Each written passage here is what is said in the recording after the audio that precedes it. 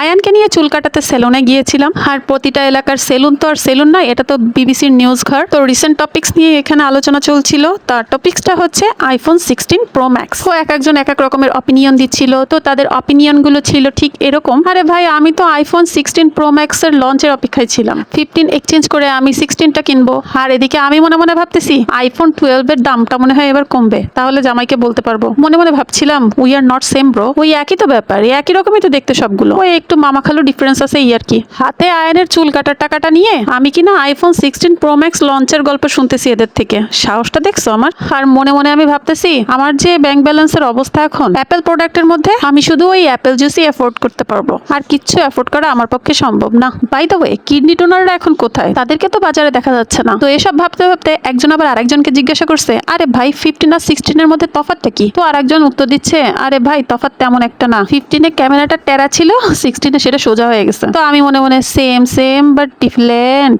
No money no iPhone. তো পাশ থেকে একটা মুরব্বী চাচা বলতেছে, ওই যে ধরো দুইটা ছবি পাশাপাশি দিয়ে আমাদের ডিফারেন্ট খুঁজে বের করতে হয়, তেমন কোনো ডিফারেন্ট খুঁজে পাওয়া যায় না আইফোন 15 আর 16 এর মধ্যে, ওরকমই ওই হালকা পাতলা ডিফারেন্ট আছে আর কি। প্রত্যেকবারই আসে, পাল্টায় না কিছু, দাম 1 লাখ করে বাড়ায় দেয়। একজন তো পাশ থেকে বলতেছে, আমি আবার আমার আইফোনটা নিয়ে রাস্তাঘাটে বেরোই না। তো আমি মনে মনে বলতেছি, আরে ভাই তোরে দেখলেই তো মনে হয় না তুই আইফোন ইউজার। চুলের কাটিং তার তেরে নাম স্যার, সে কিনা আসছে আইফোন এফোর্ড করতে। আরে ভাই আইফোন নিয়ে জোকস মারতে গেলেও একটা মিনিমাম ব্যাংক ব্যালেন্স থাকতে হয়, আছে তোর? যত সব বড় বড় কথা। আরে ভাই আমাকে দেখ, আমি তো গরিব, তাই বসে বসে তোদের আইফোন 16 প্রো ম্যাক্স লঞ্চ নিয়ে এত গাল গল্প শুনতেছি।